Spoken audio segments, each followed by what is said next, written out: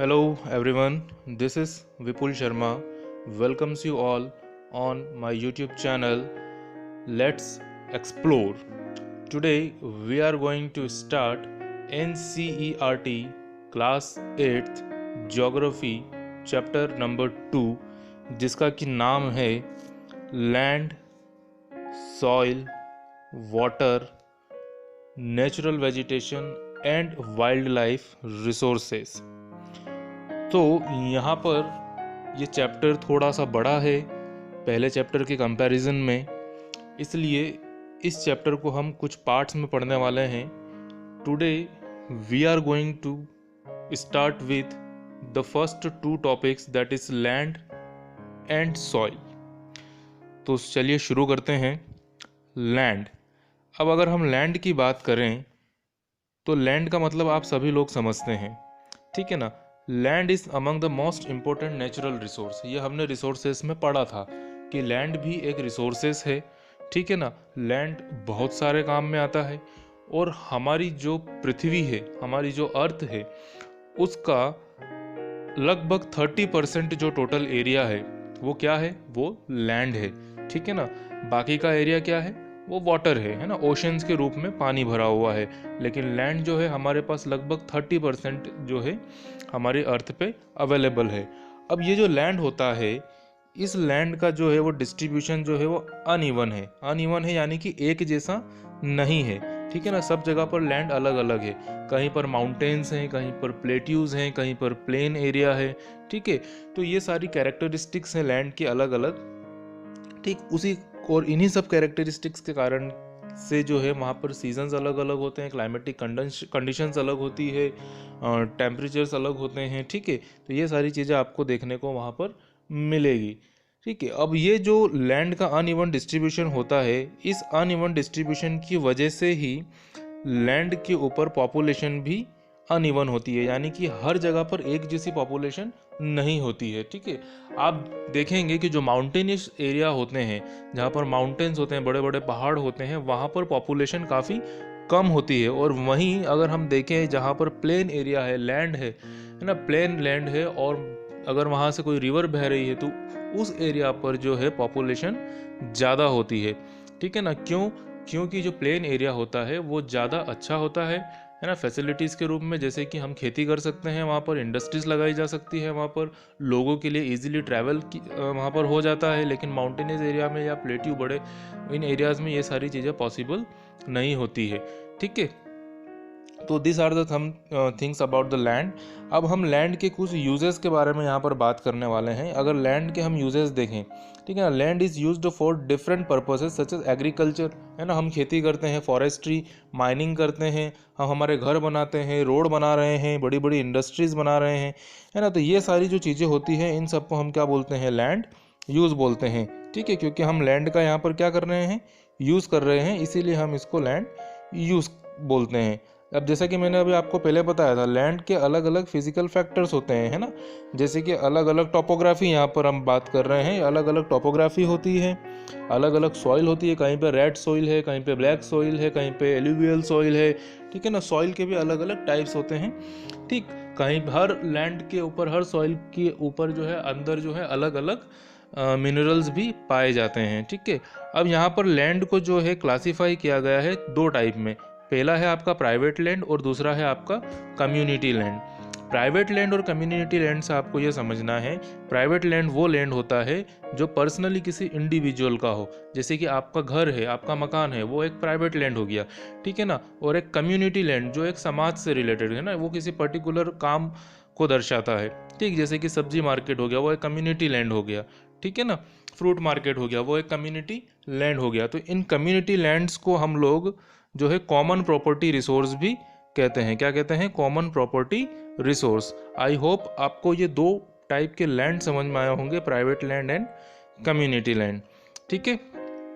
चलिए और थोड़ा सा आगे बढ़ जाते हैं इसी के अंदर हम, है ना। अब देखिए हम क्या कर रहे हैं, हमारे पास 30% जो है वो लैंड एरिया है पूरी अर्थ के ऊपर, है ना। यानी कि पहले ही हम देख रहे हैं कि लैंड एरिया क्या है, अर्थ पे कम है ना। और हम लोग क्या कर रहे हैं, हमारी ज़रूरतों को पूरा करने के लिए लैंड का ज़्यादा से ज़्यादा यूज़ कर रहे हैं, है ना। और उस लैंड के ज़्यादा से ज़्यादा यूज़ करने की वजह से क्या हो रहा है, लैंड दिन पे दिन खराब हो रहा है। जैसे कि हम लोग यहाँ पर आप एक पिक्चर देख सकते हैं, है ना। इस पिक्चर को हम समझें तो आप देख सकते हैं, जो फर्स्ट पिक्चर है ये, इस फर्स्ट पिक्चर में देखिए यहाँ पर खेती हो रही है, किसान दिख रहे हैं, छोटे मकान दिख रहे हैं, पेड़ पौधे दिख रहे हैं, ठीक है।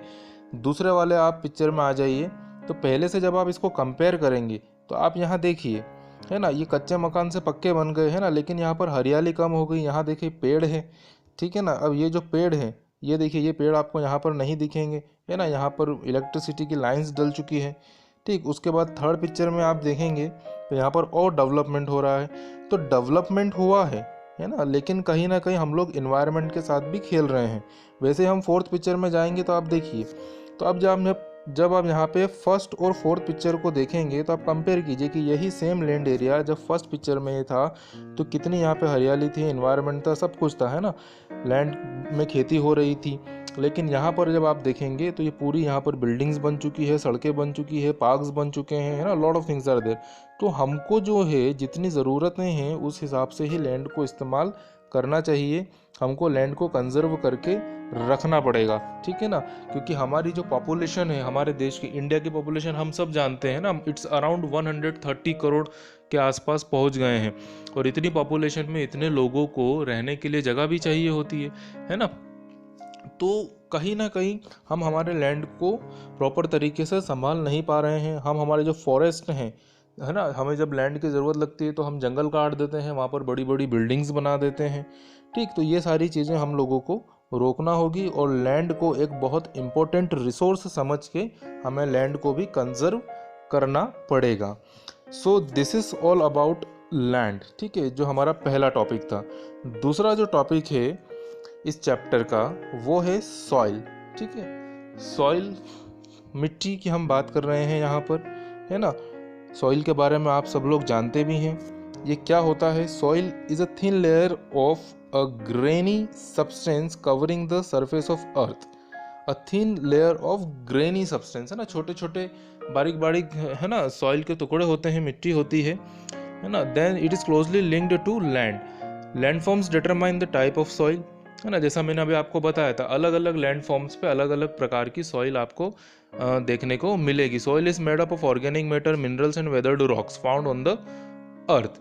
This happens through the process of weathering, ठीक है ना। वेदरिंग क्या होता है? समय के साथ में धीरे धीरे जो है बड़े बड़े पत्थर भी क्या होते हैं, वो सॉइल में कन्वर्ट हो जाते हैं, है ना। उनके ऊपर हवा लगती है, पानी लगता है, लेकिन वो एकदम से नहीं होता है ना, बहुत कई साल लगते हैं, हजारों साल लग जाते हैं, है ना। एक जो बड़े बड़े पत्थर होते हैं वो धीरे धीरे ऊपर से माउंटेन से कहीं से नीचे आते हैं, प्लेन एरिया पर आते हैं और वो मिट्टी के रूप में कन्वर्ट हो जाते हैं, ठीक है। तो right mixture of mineral and organic matter makes the soil fertile. Fertile यानी कि उपजाऊ, है ना, यानी कि ऐसा लैंड जो उपजाऊ है, यानी कि जिस पर हम खेती करेंगे तो बहुत अच्छा अनाज हमको मिलेगा। तो उसके लिए क्या चाहिए? राइट मिक्सचर ऑफ मिनरल्स, है ना। हमारी सॉइल के अंदर मिनरल्स होते हैं, न्यूट्रिएंट्स होते हैं, और उन्हीं की मदद से हम जब अनाज उगाते हैं तो वो उतना अच्छा अनाज हम लोगों को मिलता है, ठीक है। यहाँ पर आप देख सकते हैं एक लैंड स्लाइड का एग्जाम्पल दिया हुआ है, ठीक है ना। यहाँ पर लैंड स्लाइड हो रही है। लैंड स्लाइड्स के बहुत सारे रीजंस होते हैं। अर्थक्वेक होता है ना, फ्लड्स होते हैं, वॉल्केनोज होता है, ये देखिए यहाँ पर लिखा हुआ है। सॉइल इरोजन भी होता है, ठीक है ना। सॉइल इरोड हो जाती है अपनी जगह से, है ना, और क्या होती है, वो एक जगह से खिसक कर दूसरी जगह पर चली जाती है। इसी को हम लैंड स्लाइड कहते हैं। This is a kind of case study जो आप एक बार पढ़ेंगे तो आपको समझ में आ जाएगी। हम थोड़ा सा और आगे बढ़ते हैं इसी चैप्टर में। यहाँ पर आपको एक बहुत प्यारा सा पिक्चर दिख रहा होगा, है ना, आप इसे देख सकते हैं। सॉइल की प्रोफाइल है ना। अगर हम यहाँ पर सबसे ऊपर देखें तो ये टॉप सॉइल है ना, विथ ह्यूमस एंड वेजिटेशन, है ना, नमी होती है सबसे ऊपर वाली सॉइल में। उसके नीचे अगर आप देखेंगे तो सब soil with sand, silt and clay. Then उसके नीचे वेदर्ड रॉक मटेरियल होता है, और सबसे नीचे पेरेंट रॉक होता है, ठीक है ना, जो सबसे बड़ा पत्थर हो गया, ठीक। इस तरीके से जो है ये सॉइल की प्रोफाइल यहाँ पर मेंशन की गई है। अब यहाँ पर कुछ फैक्टर्स दिए हुए हैं सॉइल के फॉर्म करने के लिए, ठीक है ना, यानी कि सॉइल बनती कैसी है, मिट्टी जो होती है वो किस प्रकार बनती है। तो बहुत सारे फैक्टर्स होते हैं रिस्पॉन्सिबल सॉइल को बनाने के लिए, जैसे कि पेरेंट रॉक, है ना, ये सबसे नीचे वाला जो मैंने आपको बताया। इट डिटरमाइंस द कलर, वो बताएगा कि क्या कलर होना चाहिए, क्या टेक्सचर होना चाहिए सॉइल का, सॉइल के अंदर कौन से मिनरल्स होंगे, उसकी क्या प्रॉपर्टीज़ होगी। ये सारी चीज़ें हमको पेरेंट रॉक से मालूम पड़ेगी, ठीक है ना। उसके बाद दूसरा हम देखें रिलीफ, है ना। रिलीफ क्या होता है? रिलीफ एक तरीके से स्लोप, है ना, कितने एंगल पर हैं, कितना एल्टीट्यूड, एल्टीट्यूड यानी मतलब होता है कितनी हाइट पर है, ठीक है ना। कितनी हाइट से कोई बड़ा पत्थर या बड़ा रॉक आ रहा है ना, तो उसके टुकड़े हो रहे हैं, फिर और तो छोटे छोटे टुकड़े हो रहे हैं, देन वो पेबल्स में कन्वर्ट हो रहा है, एंड देन लाइक दैट, है ना, इट गोज ऑन। देन उसके बाद थर्ड फैक्टर होता है flora, fauna and micro organisms, है ना। वहाँ पर किस तरीके के फ्लोरा एंड फ्यूना है ना, यहाँ किस किस तरीके का वेजिटेशन है, वहाँ पर किस तरीके से पेड़ पौधे हैं, कैसे जानवर हैं, कैसे छोटे माइक्रो ऑर्गेनिजम्स हैं, ये सारी चीज़ें भी जो हैं डिसाइड करती है, affect the rate of humus formation. तो सॉइल के अंदर कितना ह्यूमस होगा, ज़्यादा ह्यूमिडिटी होगी सॉइल में या कम ह्यूमिडिटी होगी सॉइल के अंदर, ये सारी चीज़ें कौन डिसाइड करता है? Flora, fauna and micro organisms.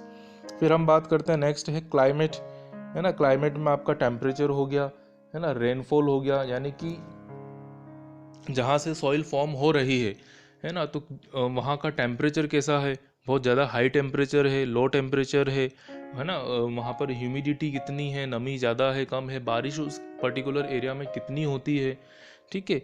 और लास्ट जो है टाइम, यानी कि time determines the thickness of the soil profile, ठीक है। समय से हमको पता चलेगा कि मिट्टी जो है वो कितनी ज़्यादा थिक है या थिन है, यानी कि मोटी है या पतली है, ठीक है ना। तो ये आपको 5 फैक्टर्स हैं, ये मेनली आपको याद रखना है कि कौन कौन से 5 फैक्टर है जो सॉइल को फॉर्म करने में हेल्प करते हैं।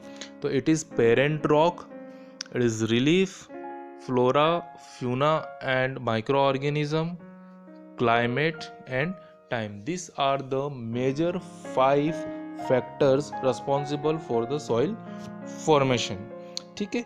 तो I hope this is done for the today's lecture. और लैंड और सॉइल के बारे में हमने काफ़ी कुछ जो है इस चैप्टर में पढ़ लिया है।